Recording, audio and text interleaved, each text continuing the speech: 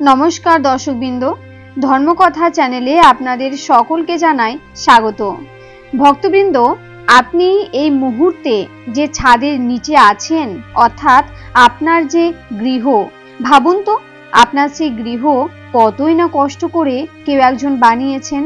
হয় আপনার বাবা বা তার পিতামহ বা আপনি, অথবা আপনি হাজার হাজার টাকা খরচ করে যে বাড়িতে ভাড়া আছেন। ভাবুন তো, এত টাকা খরচ করে যে বাড়িতে আছেন, সে বাড়িতে সুখ শান্তি থাকা কত প্রয়োজন বলুন তো।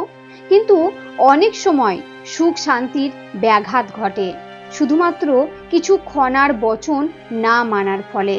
খনার বচনে আমরা এরকমই 13টি উপদেশ দেখতে পাই, যা কিনা বাড়ির সর্বক্ষেত্রে মঙ্গলজনক বা মঙ্গল ডেকে আনে।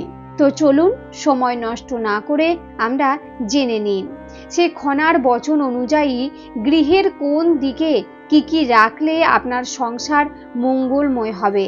কিন্তু তার আগে আপনাদের কাছে আমার একটাই অনুরোধ, আপনি যদি এই চ্যানেলে নতুন হয়ে থাকেন তাহলে এই চ্যানেলটি সাবস্ক্রাইব করে অবশ্যই রাখবেন। জয় শ্রীকৃষ্ণ, রাধে রাধে, ওম নমঃ শিবায়। প্রথম বচন, ঈশান কোণে থাকেন শিব, করবে পূজা জ্বলবে দীপ। অর্থাৎ ঈশান কোণ অর্থাৎ বাড়ির উত্তর পূর্ব দিক, এই দিকটি হিন্দু শাস্ত্র মতে পবিত্র বলে ধরা হয়। বলা হয় ভগবান শিব ঈশান কোণে বিরাজ করেন, তাই এই দিকে বাড়ির বাথরুম বা স্নান ঘর অথবা পায়খানা ঘর করা উচিত নয়। তাহলে দেবাদিদেব মহাদেব অসন্তুষ্ট হন, যার প্রভাব গৃহস্থের উপর অবশ্যই পড়তে পারে। তাই এই দিকটি ঠাকুর ঘর হিসাবে ব্যবহার করা খুবই শুভ। তবে আজকাল মানুষ ছোটখাটো ফ্ল্যাটে অভ্যস্ত হয়ে পড়েছেন, তাই জায়গার অভাবে ঠাকুরের মন্দির বা ঠাকুরের ফটো ঘরে রাখতে পারেন। এটি বাস্তব দিক থেকেও শুভ এবং মঙ্গলময় হবে। দ্বিতীয় বচন, লক্ষ্মী দেবী থাকেন পশ্চিমে, সম্পদ রাখো তার চরণে। অর্থাৎ পশ্চিম দিকটি ধন সম্পদ রাখার উপযুক্ত বলে মনে করেন মহিষী মা খনা। ধন সম্পত্তির দেবী মা লক্ষ্মী, তিনি এদিকে বিরাজ করেন। তাই অলংকার, গয়নাগাটি বা দামি কোনো জিনিস এদিকে রাখলে আপনার সংসার ঐশ্বর্যময় ও সমৃদ্ধশালী হয়ে উঠবে বলেই আশা করা হয়। তৃতীয় বচন, পূর্ব দিকে থাকেন ইন্দ্র, মুখ্য দরজার মূল কেন্দ্র। অর্থাৎ বাড়ির পূর্ব দিকটি হলো দেবরাজ ইন্দ্রের স্থান। এই দেবতা আকাশ, আবহাওয়া, নদী প্রবাহ ও ঝড় বৃষ্টির সঙ্গে জড়িত। যা কিছু প্রবাহমান বা যা জীবনের মূল কেন্দ্র, তাই আপনার বাড়ির প্রবেশদ্বারটি পূর্ব দিকটি হলো আদর্শ। প্রবেশদ্বার দিয়ে পর্যাপ্ত পরিমাণ আলো বাতাস খেললে গৃহের প্রতিটি সদস্য সুখ ও বলশালী থাকবে। চতুর্থ বচন, দক্ষিণ পশ্চিমে শয়ন কক্ষ, পবন চলাচল মূল লক্ষ্য। অর্থাৎ বাড়ির দক্ষিণ পশ্চিম কোণটি শয়ন কক্ষের জন্য উপযুক্ত। বিশেষ করে বাড়ির গৃহকর্তার শয়ন কক্ষ হলে খুবই ভালো হয়। এদিকটি পবন দেবের স্থান হিসাবে ধরা হয় এবং বায়ু চলাচলের ক্ষেত্রে আদর্শ স্থান। তাই গৃহকর্তার শোবার খাটটি দক্ষিণ পশ্চিম দিকে রাখা উচিত। পঞ্চম বচন, পূর্ব মুখে রান্না করলে অভাব হবে না কোনো কালে। অর্থাৎ পূর্ব দিকটি যেহেতু আলো বাতাস প্রবেশের দিক, এই দিকে যেহেতু সূর্যদেব প্রকাশিত হন, তাই যিনি জগতের সকল শক্তির আধার, সেই জন্য এইদিকে মুখ করে কোনো গৃহিণী যদি রান্না করে তাহলে সংসারে খাদ্যের কোনো অভাব হবে না, বলেছেন মহিষী মা খনা। ষষ্ঠ বচন, উত্তরে কুবের বিরাজমান, সম্পদ রাখার বড় স্থান। অর্থাৎ আমাদের হিন্দু শাস্ত্র মতে উত্তর দিকটি সাধারণত ধন সম্পদের দেবতা কুবেরের স্থান বলে মনে করা হয়। তাই টাকা পয়সা ধন দৌলত রাখার আলমারিটি উত্তর দিকে রাখলে ধন সম্পত্তি আরও বৃদ্ধি হয়। সপ্তম বচন, আলো হাওয়া বেঁধোনা, রোগে ভুগে মরোনা। অর্থাৎ বন্ধ ঘর কখনোই স্বাস্থ্যসম্মত নয়। কারণ ঘরে যদি পর্যাপ্ত পরিমাণে আলো হাওয়া না থাকে তাহলে আলো বাতাসের অভাবে জীবাণু ব্যাকটেরিয়ার সংক্রমণ হবে। বৈজ্ঞানিক মতেও তাই বলে। এর ফলে সেই গৃহের সদস্যরা সহজে রোগে আক্রান্ত হন। তাই ঘরে দরজা জানালা সব সময় খোলা রাখুন, যাতে পর্যাপ্ত পরিমাণে আলো বাতাস চলাচল করতে পারে আপনার ঘরে। অষ্টম বচন, পীরে উঁচু মেঝে খাল তার দুঃখ চিরকাল। অর্থাৎ ঘরের মেঝে চারদিকের ভিত থেকে নিচু হলে সেখানে জল জমার ভয় থাকে, ফলে ঘর স্যাঁতসেঁতে থাকে। বিশেষ করে এইসব ঘরের বাসিন্দাদের বর্ষার সময় দুর্গতির সীমা থাকে না।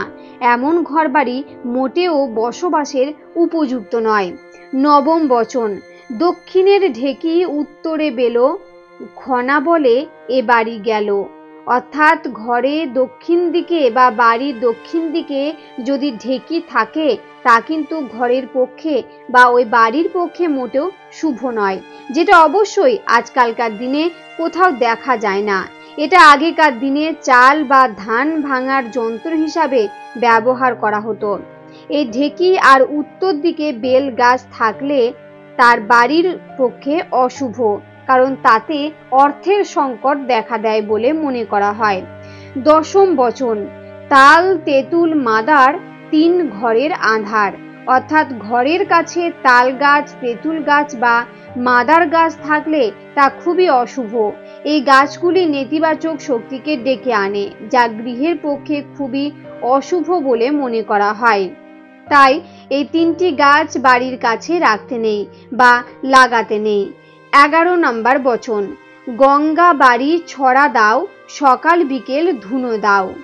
অর্থাৎ ভক্তবৃন্দ, মা গঙ্গা যেহেতু হিমালয়ের উপর দিয়ে বয়ে আসছে, তাই বিভিন্ন ঔষধি গুণ মিশে থাকে এই জলে, যার ফলে এই জল একজন রোগীর শরীরে ম্যাজিকের মতো কাজ করে। তাই গুণমানের দিক থেকে গঙ্গা জল অনেক বেশি উন্নত। এতে থাকা খনিজ লবণ ঔষধি গুণ ও শুদ্ধতার জন্য পবিত্রতা নিয়ে আছে। তাই মা খনা সকাল বিকেল ঘরে এই জলে ছিটে দিতে বলেছেন, যাতে ঘরের পবিত্রতা বজায় থাকে।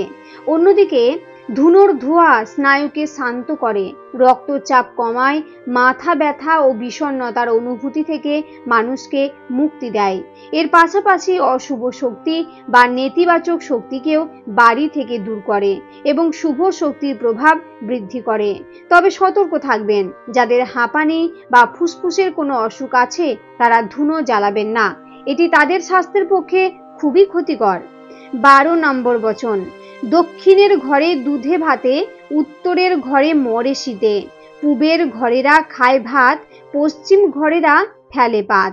অর্থাৎ দক্ষিণমুখী ঘর হলো সর্বশ্রেষ্ঠ, কারণ দক্ষিণ দিকে জলভাগের পরিমাণ যেহেতু বেশি, তাই জলভাগের উপর বাতাস ঠান্ডা থাকে। তাই দক্ষিণ দিকে থেকে যে ঠান্ডা হাওয়া আসে সেই বাতাস শরীরে সতেজতা নিয়ে আসে এবং তাদের স্বাস্থ্য ভালো থাকে। অন্যদিকে উত্তর দিকে যেহেতু হিমালয় পর্বত, তাই উত্তরমুখী ঘর শীতকালে ঠান্ডা বাতাসের জন্য স্বাস্থ্যের পক্ষে খুবই ক্ষতিকর। পূর্ব দিকের ঘরে আলো বাতাস পাওয়া গেলেও পর্যাপ্ত পরিমাণে বাতাস কিন্তু ঢোকে না, তাই এইরূপ ঘরে বসবাসকারী মানুষেরা মোটামুটি ভালো থাকেন। পশ্চিম দিক থেকে যেহেতু সূর্য অস্ত যায়, তাই সূর্যের তাপ বা প্রখরতা খুব বেশি, সেই কারণে পশ্চিমমুখী ঘরগুলি দুপুরের পরে খুব বেশি গরম হয়ে ওঠে, যা গরমের সময় সহ্য করা যায় না। আবার ঝড়ের প্রভাবও বেশি, এমনকি খেতে বসে পাতা উল্টেও যেতে পারে। তাই খেতে শুতে সবকিছুতেই বিরক্ত লাগে, যেটা মোটেও স্বাস্থ্যকর নয় কোনো মানুষের পক্ষে। 13 নম্বর বচন, ঘিরলে বাড়ি সাজাইলে তিরি। অর্থাৎ বাড়িতে ফুল গাছের বাগান দিয়ে ঘিরে রাখতে বা সাজিয়ে রাখতে বলেছেন মা খনা, কারণ এটিতে ঘর দেখতে অনেকটা সুন্দর লাগে বা বাড়িটিও দেখতে সুন্দর লাগে। আর ঘরের ভিতর বাস করা মানুষের মনের পজিটিভ এনার্জি কাজ করে সব সময়, আর এতে লক্ষ্মী দেবী কাজ করে, ফলে সেখানে কোনো অপ্রীতিকর ঘটনা ঘটে না। ভক্তবৃন্দ, এই ছিল খনার বচন সংক্রান্ত আজকের ভিডিওটি। যদি আজকের ভিডিওটি আপনাদের ভালো লেগে থাকে এবং অবশ্যই এবং আপনার কাজে লেগেছে বলে মনে হয় তাহলে অবশ্যই ভিডিওটি লাইক দিয়ে দেবেন এবং কমেন্ট বক্সে অবশ্যই লিখবেন জয় শ্রীকৃষ্ণ, রাধে রাধে। সকলেই ভালো থাকুন, সুস্থ থাকুন, নমস্কার।